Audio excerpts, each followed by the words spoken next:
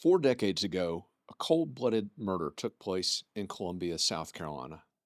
The man who held the gun and pulled the trigger in that killing was Larry Benjamin.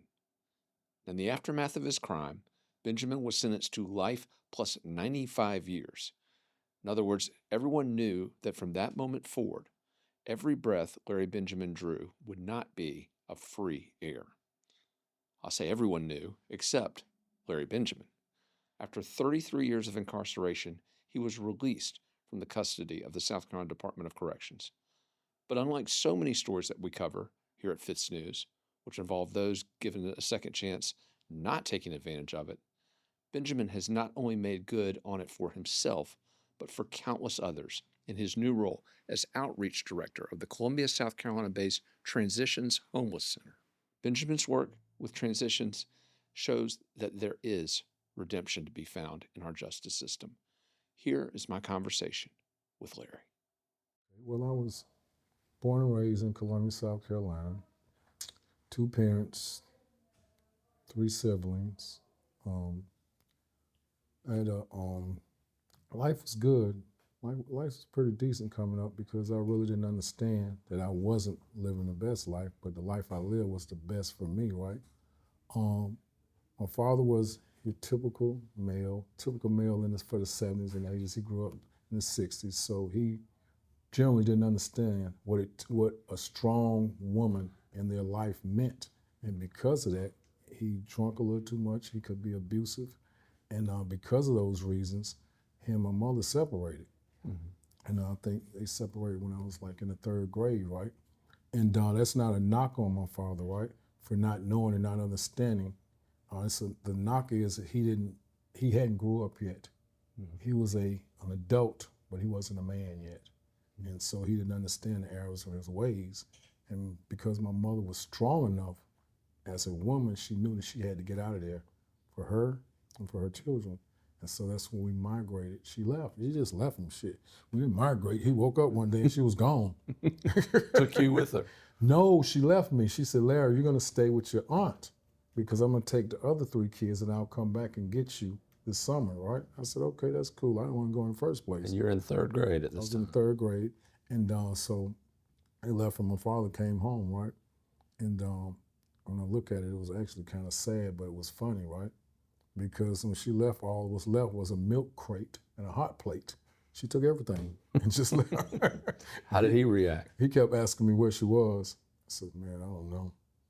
I said, I don't know. So he just accepted it. I didn't know, right? So eventually he found out.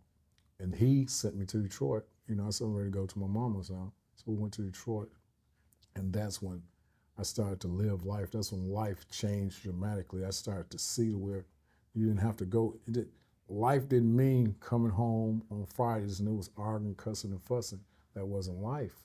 So we went to Detroit and started school and just living natural life, normal. My mother worked hard every day. Then it was a tragic in our lives. My mother and sister and brothers were in a tragic accident, right? Mm-hmm. My sister passed, my aunt passed, and my cousin passed. So 3 people died in an accident. That was kind of weird and kind of strange, right? And you just adjust. And that's when I thought I started to be angry, right? Mm-hmm. And now when I say I started to get angry, it's because I didn't know how to speak. I didn't know how to express myself, right? And the only time I could get the attention that was necessary is when I was showing out and acting up. Now you're listening to what I'm saying. And now that I got older, I understand what it was. I didn't have the skills or the abilities to communicate my feelings then. And the only way I could communicate the feelings is through anger. It's the incident which led to your lengthy incarceration, mm-hmm. 33 years? 33 years. You can probably remember every day and every hour, right? Yes. Yes, I can, yes. Before we talk about that, tell me about how you wound up behind bars. Tell us about the incident that led to your incarceration. Okay. I was about that particular night, that particular weekend, day was going pretty good, right? Just got off work. It's Friday. I just got paid. I'm ready to go out and party. Your young Yeah, 20s. yeah, I'm 22 years old. I'm ready to go have a good time, right? And somebody asked me to do them a favor. I said, okay, fine. I took them to the store and I took them back to the store. And a group of guys were out doing what they do. And they, I don't know what was wrong with them. They were jumping on people. They were fighting. They were, just being bullies. So that particular night, I said, you know what, man, not tonight, not me, please, not me. And coming from where I grew up in the streets of Detroit, right? I always had the mentality where I'd rather be caught with it than without it. With that being said, it's crazy. It's a crazy mentality now because so many kids have the same attitude. And at that time, Caught with a gun. yeah, than without it. Gotcha. Because if I'm caught without it, I'm in danger out in these streets. So it's death versus prison. Yes. So that being said, guys jumped on me, beat me up pretty bad, and I couldn't focus. I didn't have the understanding of what it meant. I'm going to make a decision now, right? And this decision is going to be a split-second decision, and I'm about to take something that I could never give back again in life. And once I took this life, I lost a piece of my life, and everything was like in slow motion. So you remember it? It was like in slow motion. Like a piece of my soul, a piece of my body just separated, and it was just like an out-of-body experience. It's happening, but I'm not doing it. I'm watching it. It's like watching a movie. And then when the reality sets in, it's like you actually lose a part of yourself. You lose a piece of your soul. And you never forget that. You never forget that because you're never able to replace that piece of your soul. You're never able to find it. So it's always there, And as I grew older, as I start to understand, the thing bothers me the most now, almost 40 years from that particular night, is the screams, the cries that my mother heard, that I heard out of my mother's voice and her soul, how she cried and screamed about what I have done. It was the identical same cries and screams that my victim's mother was screaming. It was like they were mirroring each other. So with that being said, I would never want to put that type of hurt or pain on my mother or any other mother because it's identical because both parents lost, both families lost. This guy could have been the guy who could have cured cancer. He could have been our second black president. Hell, I don't know. But he could have been a whole lot of things. But at that particular time, because I wasn't able to process in time enough, I played judge and juror at the same time. I played God with somebody's life. The state of South Carolina then took it upon itself to issue a judgment against you, Yes. a punishment against you, life plus 95. Yes. That's not something people ever come back from in most cases. Well, you're right, but I'm not the average person, right? I'm picking up on that. I'm not just people. I've never heard someone describe that soul separation like you just did. So yeah, you're definitely coming at it from a different angle. Sometimes people say he took the wrong turn, or she took the wrong turn, she went left, or she should have went right. No. From conception, life is already predestined, and we embark on journeys. And the journey that you embark on, it's necessary to travel through these different tunnels to get to where you need to be. And sad as it is, it was necessary for that life plus 95. So you hear the gavel come down, there's all the transport. I was like, man, who he talking to? He ain't talking to me. What did he just say? Who talking to me? All the paperwork, all the moving around. Was there a moment when, I don't know, a cell door closes, a moment of quiet, the first moment when you're in and you realize, I am here forever? No. I never accepted forever. Okay. That was not even a part of my thought process. I never bought into that. I'm not going to participate in that nonsense about this forever. It might be forever for you, but not me. I'm going to figure this out. I don't know what you're going to do. You can give up and accept this foolishness because they said that's what it's going to be. but I'm not. So from day one, immediately after this happened, right, I've already made up my mind, understood I did something wrong, understood there was some consequences behind it.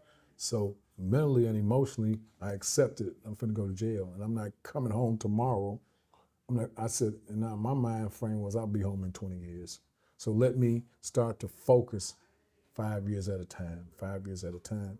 But sometimes it would get to the point I could only do 5 minutes at a time because my mind wouldn't allow me to see no farther than that. So to answer your question, when they said you got all this time, I was like, man, they ain't talking to me. I'm going to lay down and I'm going to be all right. But I knew I had to be there for a while. So you don't start rehabilitation 10 years down the road, 20 years. I started to work on getting out the same day I got in. Yeah. Now I got to start to think. I got to condition myself. I got to keep myself healthy, mentally, emotionally, and physically, and spiritually, so that I don't succumb to this life plus 95. Because if I do, mentally, I'm going to lose my mind. Yeah. So your life being institutionalized, I guess the expression, and that was what you were fighting against. Yeah, I refuse. You know, they had certain things and certain perks to where you're a model inmate. And I'm not an inmate. I'm a prisoner. I'm a convict. I will never accept your inmate mentality. Leave me alone. I'm going to put you in this dorm because this is where the good prisoners, this is where the good inmates are. I don't want to be in that dorm. Because if I go to this dorm, you don't lock my door. We got a big screen TV and we go to extra canteen. We got extra. That means I have succumbed to your nonsense and I have agreed to this life plus 95. That means I'm content. I'm satisfied with what y'all giving me. So I'll just sit here and die. So I'll stop thinking for myself. So what was your mentality? I don't want that. If it's supposed to be rough, let it be rough. That's where I want to be at. I don't want the privileges. I don't want the perks because I don't want to dilute myself. I don't want to dilute this prison sentence. I know that this is supposed to be hard, right? But it's only as hard as I allow it to be. So I'm not going over here and trick myself. You're not taking favors. Yeah. See, they have systems set up, right? Merit systems. Well, I'm going to put you over here and I'm going to make you think you're better than the guys over here. We're going to keep these guys locked down. So my mentality was, okay, at 9 o'clock, aren't you in your room counting just like I am? Do you go sit on a gold toilet or you sit on that same silver toilet I sit on at the end of the day? So what do you mean? And if you're so privileged, why don't you do me a favor? Go to McDonald's and get me a hamburger, some French fries, or something. Come back, Mr. Privilege. So stop the foolishness. So you don't want any part of that.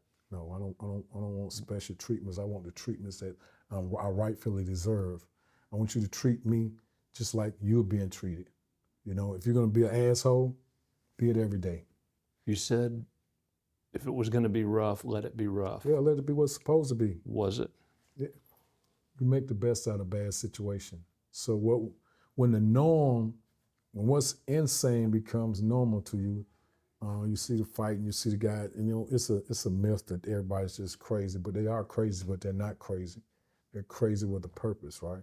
So when I say the insane becomes sane, okay, a guy cuts himself because okay, he'll stop in a little while. He's not gonna hurt himself.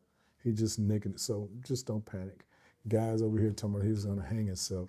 Okay, go ahead and hang yourself. Then you'll see him. It's time to go eat. What happened, man? Oh, I changed my mind.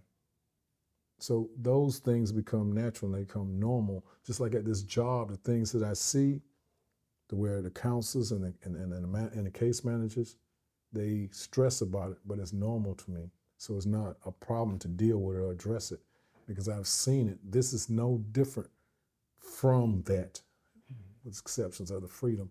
Now, what is crazy about prison is the mental health issues. They're not being addressed. You lock them up because it's a mental health problem, and you continue to medicate them because it's a mental health problem. So now what happens afterwards? So you didn't address the issue, you put a Band-Aid on a problem.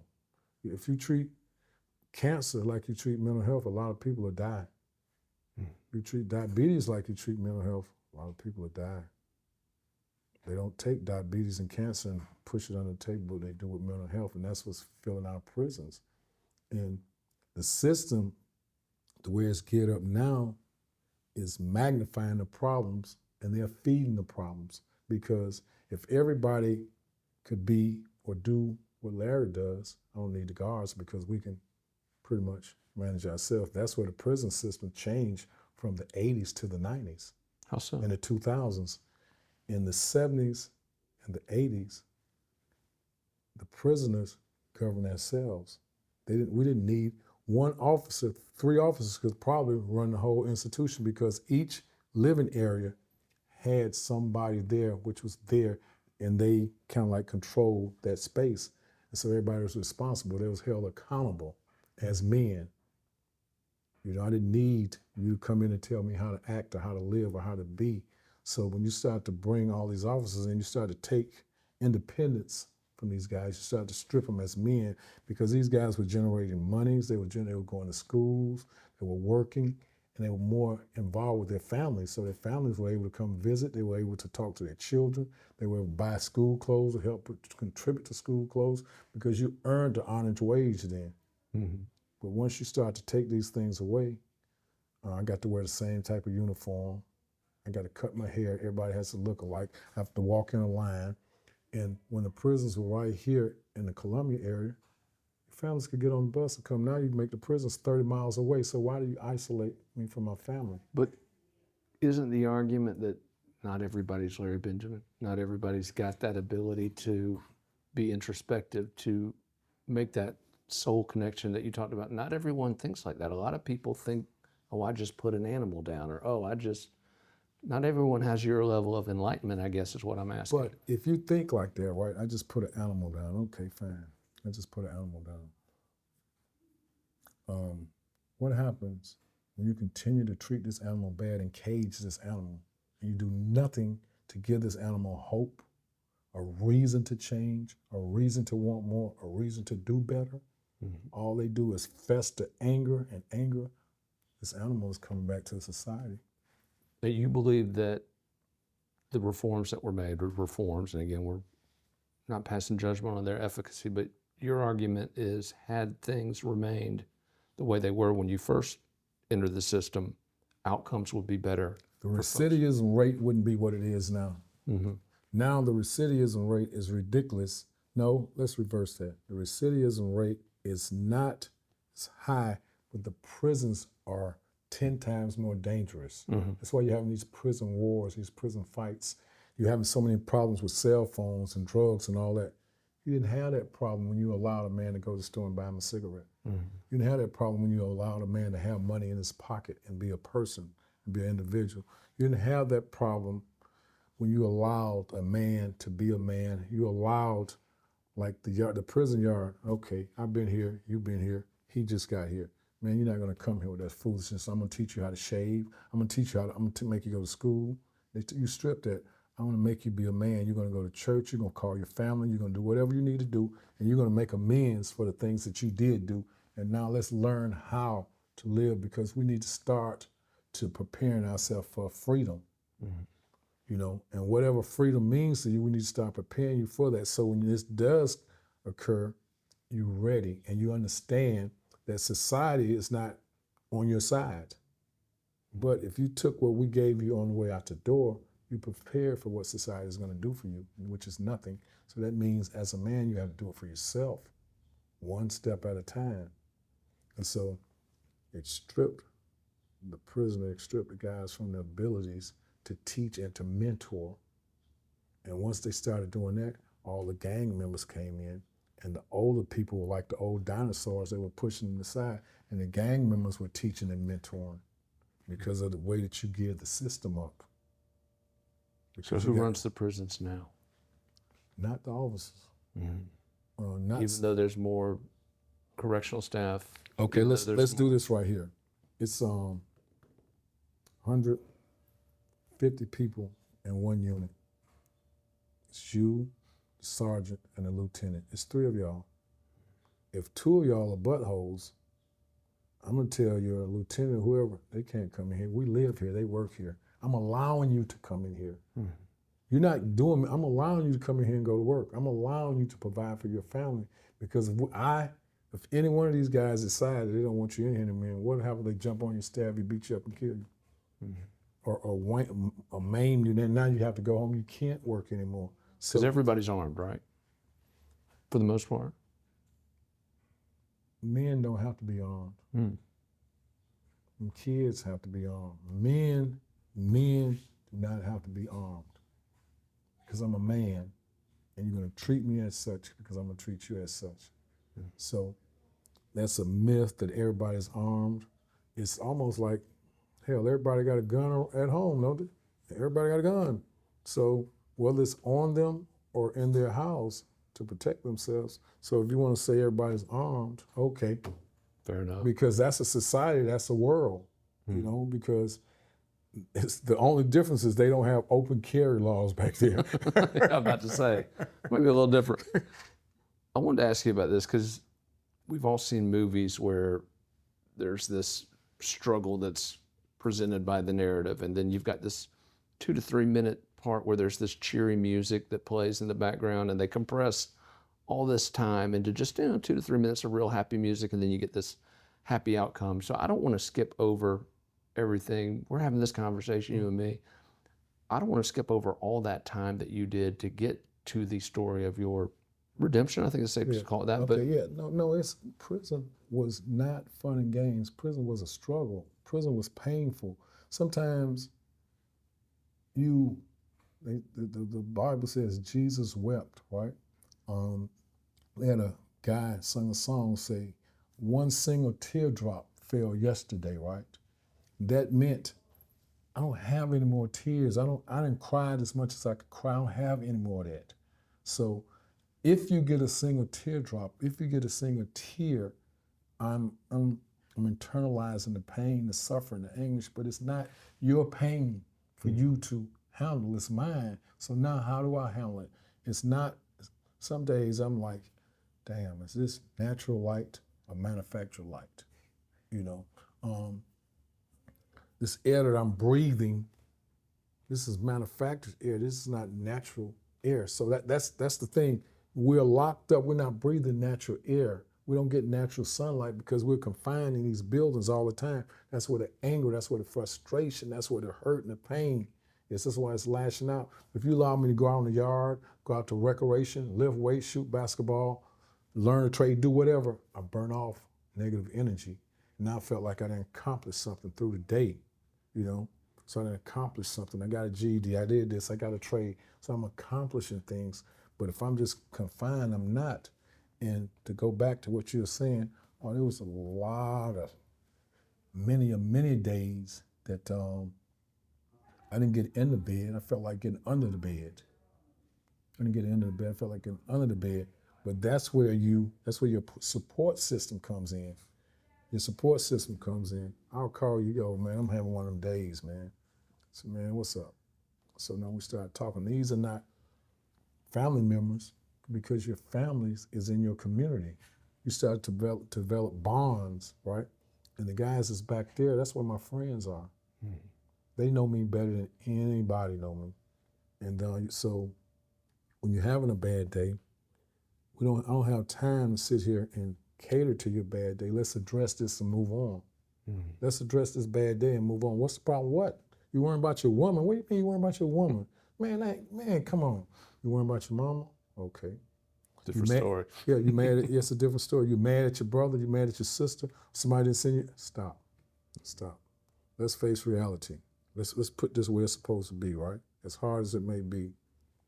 Your family didn't abandon you. You abandoned the family. So when you go to prison, your family didn't abandon you. You abandoned your family by making the choices you made, right? And then the prison didn't call you and say, hey, what you doing, man? Come on, hang out with us. I got a bed for you. They didn't call you on the phone. You kept throwing rocks until you broke their window and they opened the door for you. So all these things have to play a part, but it's hard to process it because you don't want to. Pain, suffering, all these things is hard. It hurts. You cry, you wonder, you hope, you pray, Then you get angry all over again, and you have to rebuild the process. So until you're able to exercise different forms of suicide to kill the demons that dwell within you. You know, I've never been crazy enough to kill myself, but to kill the demons that were dwelling in me, the anger, the hate, the frustration, the malice in my heart, those are demons. You have to kill them off every day, and you have to kill it off. It's like wild weeds in the grass. You got a beautiful lawn, but you got this piece of junk growing in there, and every time you fertilize and water it, it comes back. So that's a This demon. is daily, while you're inside, this is like a daily process. This is, It gets, some days are so much better than others. Some days it's like, oh man, we're having a good time. You know, other days it's like, damn. You know, because we until they changed the system, we used to literally have good times. We used to literally have fun. And you still find a way to have fun and enjoy yourself in spite of. yeah. Not because of, but in spite of. So you don't dwell on you don't glorify prison, but prison is not to where these are some of the smartest guys in the world back there. They're geniuses back there. So you find a way to figure stuff out. Yeah. And pain, I don't have time to sit around and be painful. I don't have time to sit around and feel sorry for you or myself. I ain't got time for that, man. I'm trying to figure something else out. I'm trying to figure out where I'm gonna get my next pack of cookies from. You know, I'm trying to figure out where I'm gonna get a next can of Jack Mackerel from. I don't have time for that foolishness. They done took my phone. I'm trying to figure out how I'm gonna get another one. That type of stuff. Yeah. Yeah. Well, let me ask you about you talked about prayers. Mm-hmm. We talk about how your prayers were answered. Talk us through that process. You were on one of those phones, I think. Yes, that was a miracle. That was divine intervention. Yeah. I was actually doing nothing. I just was in the room doing nothing. And when is this? Just It was I don't know. It was in midday, I guess. Midday, I just was in my cell doing nothing. I was playing on the phone. Somebody answered the phone. They sounded so good. I said, "Oh my God, you sound good. How you doing?"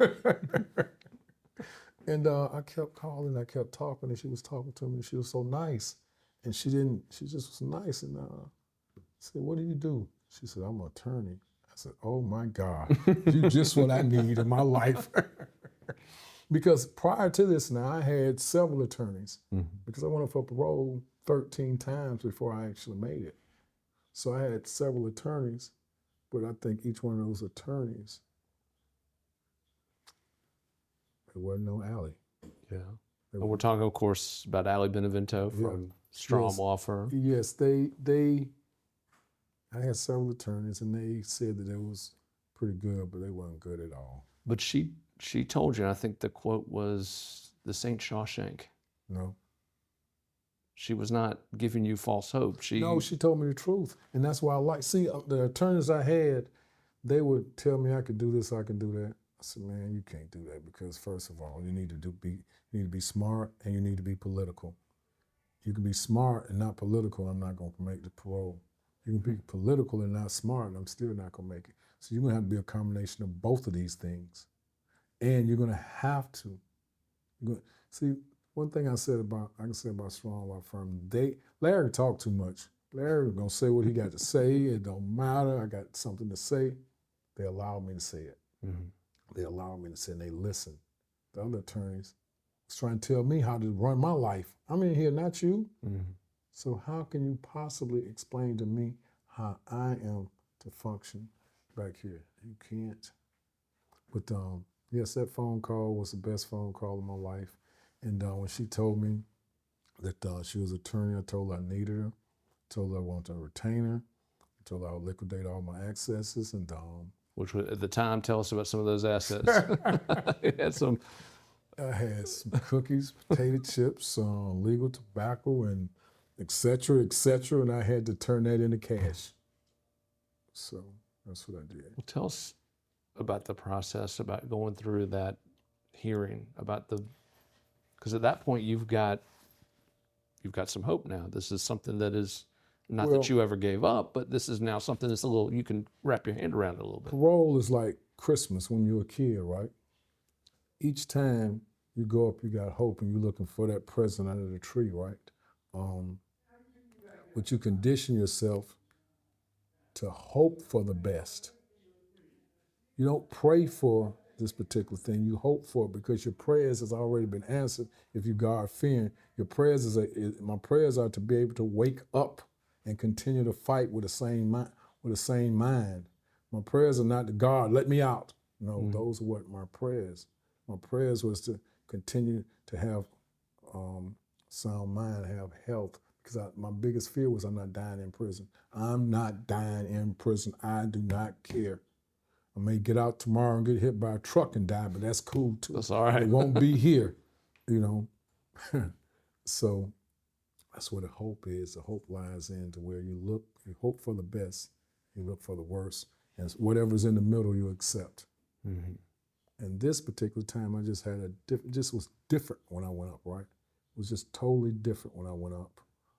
Actually, they denied me that particular day, right? Mm-hmm. But they made a mistake. I actually made parole. It was 5 people on the board, and it should have been 7. It was only 5. I got 3 votes out of the 5, and that's all I needed. If it would have been 7, I would have needed 4 to 5 votes. I would have needed 5 votes if it was 7, because under the new law, they were trying me under the new law, and they didn't realize they was trying me under the old law. And then when they told me I didn't make it, I was like, okay, I guess we'll try again tomorrow. I mean, we'll try next year, we'll be all right. And I went on back and started. Then I called, I said, talked to Bakari. I said, how many votes? So he told me how many votes I got. I said, how many votes were how many people were on the panel? He said, 5. I said, I made it, man.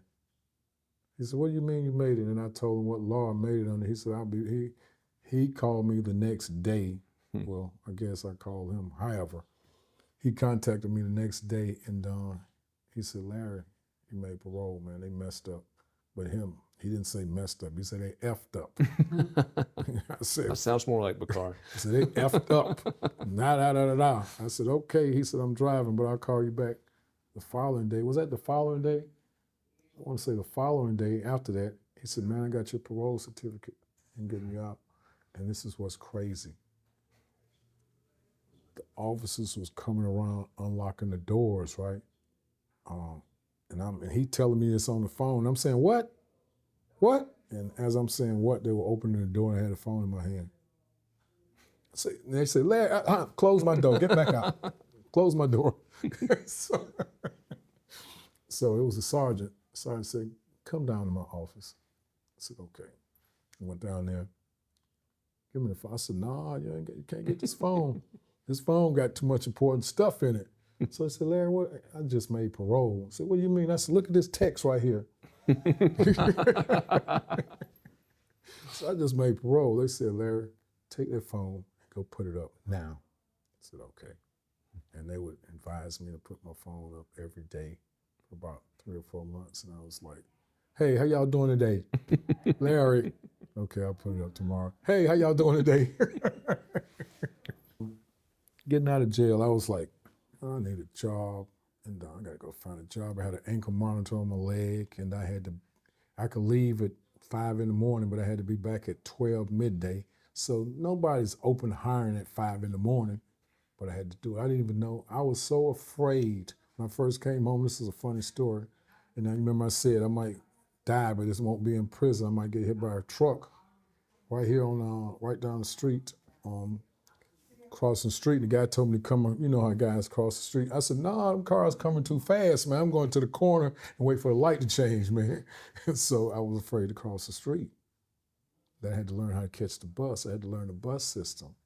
And so I would go knock on doors. I would ask for jobs, and people would turn me down for jobs. So I'm Larry. So by me being Larry, I used to tell them, you know what, thank you, man. I appreciate you telling me no. Like, what do you mean? I said, because if I'd accepted this job, I'd accepted a dead-end job, and I'd have been stuck here with you. So thank you. So I'd go to the next place. So finally, I was doing little odds and end jobs, just whatever, right?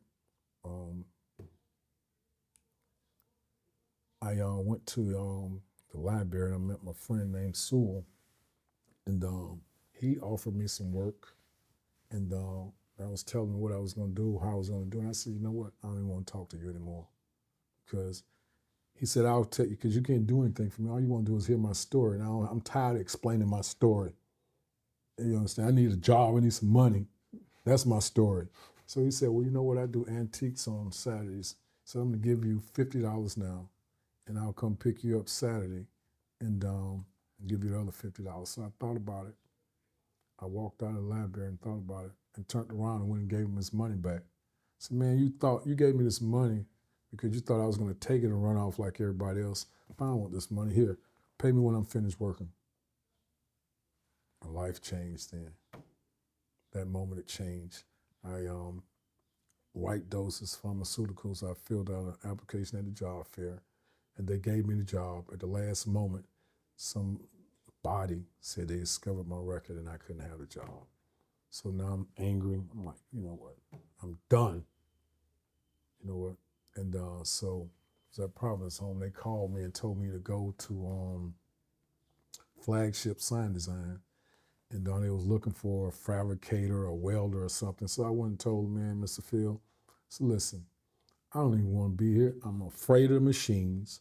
I don't really know how to read a tape measure. I can sweep, mop, and clean up. All that other stuff. So he asked me, did I believe in God or something? I said, I believe in God. I said, God, you believe in miracles? Touch me. So, and he was like, I said, now, so I explained my story. He said, you know what? I'm going to hire you right now. So he hired me. And so I went back there. When I left, I knew how to do everything in the shop. And I left there to go sell water because Mr. Phil made me mad. I said, I need a $2 raise, and he wouldn't give it to me. But this guy was offering me a lot more money, right, to sell water units. But I was lying too much. I was telling people lies. These units ain't do what they supposed to do. And I told him I'm tired of lying to these people. So one of the customers called him and said, well, Larry said to call you because he told me it wasn't going to do that. Uh-oh. So I was telling him, man, he lying. He ain't going to do that. So he told me to stop. So I got mad and quit. And how did I get the transitions? Oh, yeah. I was at one of these churches up here on Beltline, dropping something off, and a little kid, 2 little teenagers and a little baby was out there, and they didn't have anywhere to go. And so I helped them, right? I got them a extended stay. I might have had about $200-$300 in the world. And I gave them $150 of the money and got them, helped them out. So the guy who was there, he said, man, you did that? I said, yeah, So I'll get you a job. So he got me a job here. Doing security at first. Yeah, doing security. I was doing security. And now you kind of run the place. Well, I was doing security. I don't say that out loud because they get mad. They say that. I was doing security, and so and why security was so easy for me, right? Because I'm coming out of prison. Everything they trying to sneak in, I done that 100 times. I'm sneaking stuff out. What is you don't even know how to hide this stuff, man. Said, I'm not even trying to catch you. But it's so obvious, man. So you go, bye. Mm-hmm. And so they said I was doing such a good job in security. They asked me would I like to be interested in doing outreach. Mm-hmm. So outreach, what the world is that? And so here I am now. That's why people ask me what my job is. I said my job is to help the unsheltered live their best life. Mm-hmm. And the best life sometimes is just a cold bottle of water. Sometimes it's just somebody to listen to. Sometimes it's something to eat. Other times it's a bed.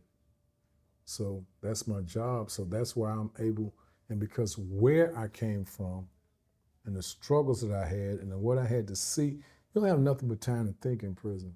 Mm-hmm. So it's up to you what type of thoughts you have. You have nothing but time to think.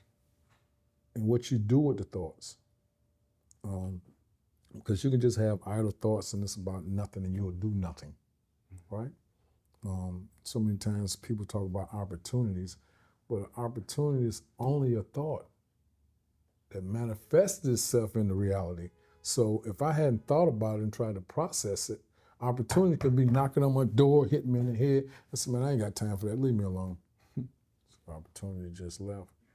If I didn't thought about it and I didn't process it, when it comes, I can see it.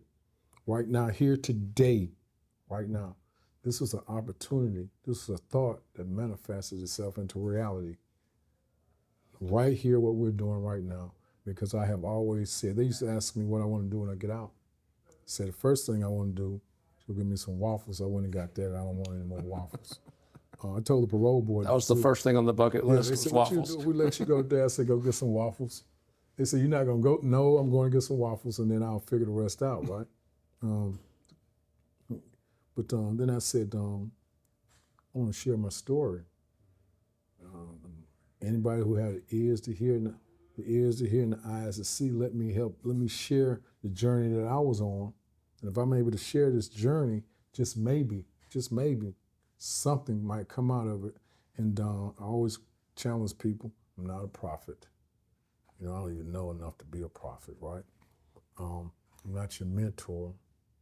And I know a whole lot of things. There's no reason, you don't have to believe anything I say. You don't have to trust anything I say. But what you need to do is look in the mirror and ask yourself, do you believe what you're telling yourself? Not what I'm telling you. Because I can tell you to go jump off the bridge and you're going to be all right. But are you telling yourself that? And is that for real? Come on. So when I say this is one of my goals, everything that I set out to do, for whatever reason, the doors are opening.